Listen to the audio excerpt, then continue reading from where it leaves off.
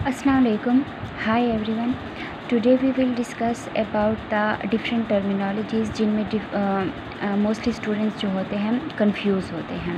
वो इन टर्मिनोलॉजीज़ को mostly mix करते हैं, जैसे कि पेरिनियम और पेल्विस को मिक्स कर लेते हैं, पेल्विक इनलेट पेल्विक ब्रिम को मिक्स कर लेते हैं।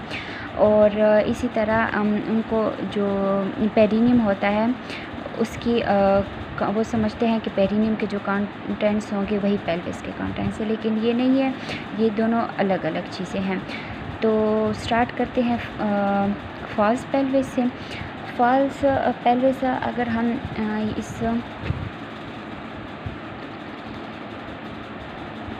रेडियोग्राफ इमेज को देखें मेल पेल्विस के, तो यहाँ पे अगर हम देखें कि पेल्विस का वो वाला पार्ट जो कि ऊपर लोअर एब्डोमिनल रीजन में आता है उसे हम क्या कहते हैं, फॉल्स पेल्विस कहते हैं। जबकि वो वाला रीजन जो कि नीचे पेल्विक रीजन में आता है उसे हम क्या कहते हैं, ट्रू पेल्विस कहते हैं। अब ये जो ट्रू पेल्विस है ये हमारे पास एक कैविटी लाइक स्ट्रक्चर है। कैविटी मतलब क्या कि इससे जो होंगे डिफरेंट स्ट्रक्चर्स भी पास करते हैं, और इसके अलावा इसके एक एंट्री पोर्शन एक जहाँ से मतलब कैविटी के अंदर एंटर होते हैं, एक वो वाला इसका पार्ट होगा और एक वो पार्ट होगा जिसके थ्रू इसे एग्ज़िट करते हैं। अब अगर हम देखें तो ये फॉर एग्ज़ाम्पल हमारे पास ट्रू पेल्विस है, ठीक है, एक कैविटी लाइक स्ट्रक्चर है।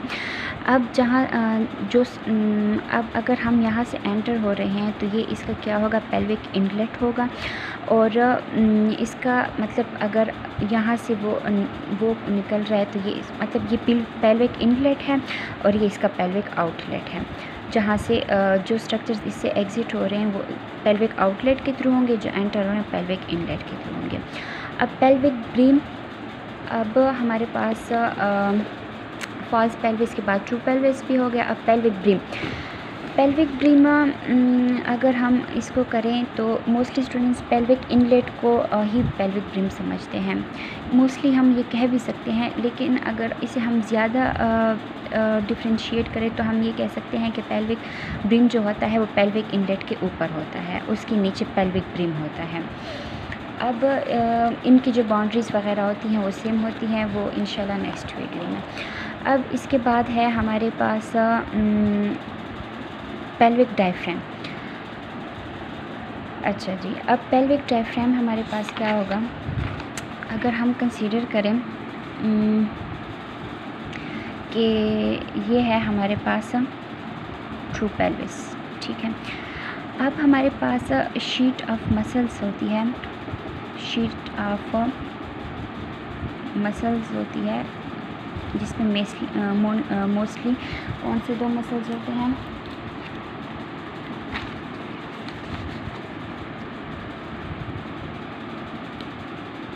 Levator एनाई plus coccygeus.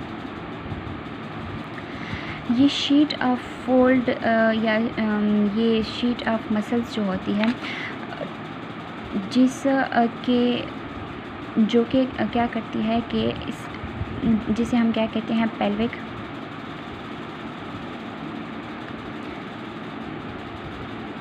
डायफ्राम भी कहते हैं या पेल्विक फ्लोर भी कहते हैं, ठीक है। अब ये पेल्विक डायफ्राम क्या होता है कि इसके पेल्विक डायफ्राम के जो ऊपर वाला पोर्शन होता है उसे हम ट्रू पेल्विस कहते हैं, और इसके जो नीचे वाला पोर्शन होता है इसे हम पेरिनियम कहते हैं, ठीक है। तो मोस्टली स्टूडेंट्स जो होते हैं वो पेल्विस को और पेरिनियम को सेम ही समझते हैं, लेकिन ऐसा नहीं होता। पेल्विक डायफ्राम के जो ऊपर वाला पोर्शन होता है उसे हम ट्रू पेल्विस कहते हैं, और पेल्विक डायफ्राम के जो नीचे वाला पोर्शन होता है उसे हम पेरिनियम कहते हैं, ठीक है। अब इसके बाद पेल्विक डायफ्राम किन दो मसल से मेनली बना हुआ होता है, लिवेटर एनाई एंड कॉक्सीजियस मसल, ठीक। अब यहाँ पे होगा जो पेल्विक डायफ्राम है यहाँ पे एक यूरोजेनिटल हाइएटस होगा। ये क्यों होगा? क्योंकि जो ऊपर एब्डोमिनल रीजन से जो यूरिथ्रा और अगर फीमेल है वेजाइना है, तो यहाँ पे इस यूरोजेनिटल हाइएटस के थ्रू क्या होंगे, एंटर होंगे और पेरिनियम में जाएंगे। इसलिए यहाँ पे यूरोजेनिटल हाइएटस होता है, जिसके थ्रू ऊपर से यूरिथ्रा और वेजाइना ने आना होता है। ठीक है। और अगर जस्ट मेल की बात करें तो यहाँ पे जस्ट यूरिथ्रा के लिए ओपनिंग होगी। यूरोजेनिटल हाइएटस में जस्ट क्या कहते हैं, यूरोजेनिटल हाइएटस में जस्ट यूरिथ्रा पास आउट होगा। ठीक है। अब अगर हम बात करें इसके बाद पेरिनियम की हो गई है। अब अगर हम बात करें सुपरफिशियल एंड सुपीरियर का कॉन्सेप्ट पेरिनियम में, तो मोस्टली अगर हम देखें ऊपर से, अगर हम एब्डोमेन से नीचे की तरफ आ रहे हैं, एब्डोमिनल रीजन से नीचे की तरफ आ रहे हैं, तो सबसे पहले तो जाहिर सी बात है फॉल्स पेल्विस ही होगा। ठीक है।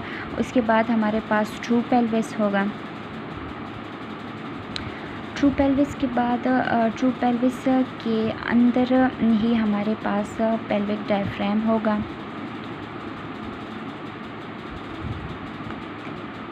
पेल्विक डायफ्राम के जो सुपीरियर पार्ट होगा उसे हम ट्रू पेल्विस कहेंगे, और जो इन्फीरियर पार्ट होगा उसे हम पेरिनियम कहेंगे। अब पेल्विक डायफ्राम में जो हमारे पास यूरोजेनिटल हाइएटस है,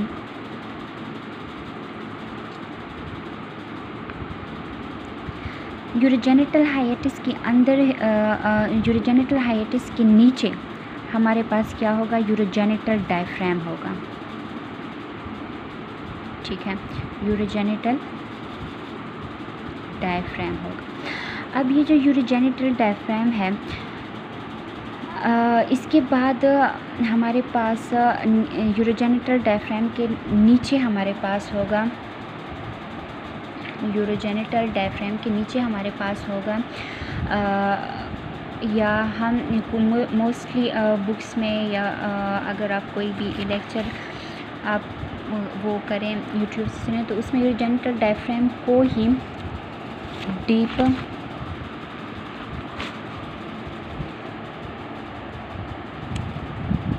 पेरिनियल स्पेस कहा हुआ है, क्योंकि डीप पेरिनियल स्पेस की जो बाउंड्रीज होती हैं वो यूरोजेनिटल डायफ्राम की ही बाउंड्रीज होते हैं, और दोनों के जो कंटेंट्स होते हैं वो भी हमारे पास सेम ही होती हैं। ठीक है। अब डीप के पेरिनियल स्पेस के बाद हमारे पास आता है सुपरफिशियल पेरिनियल स्पेस। ठीक। और सुपरफिशियल पेरिनियल स्पेस के बाद हमारे पास कोलस फेशियल।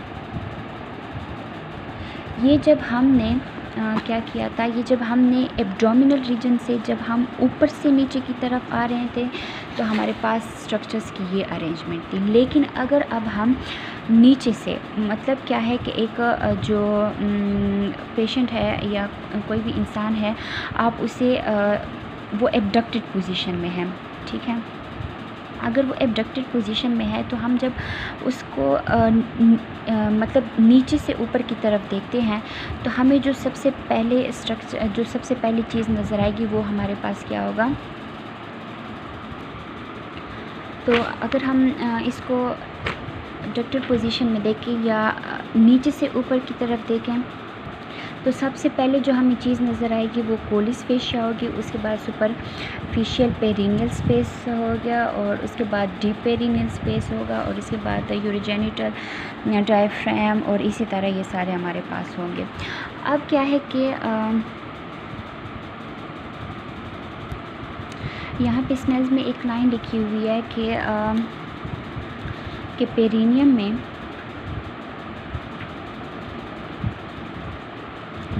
में जो हमारे पास जिस चीज़ को हम सुपरफिशियल कहेंगे, उसका मतलब है कि वो हमारे पास इन्फीरियरली लाई कर रही है। ठीक है। और जिसको हम कहेंगे कि ये क्या है कि ये सुपीरियर है, तो उसका मतलब है कि वो डीप है।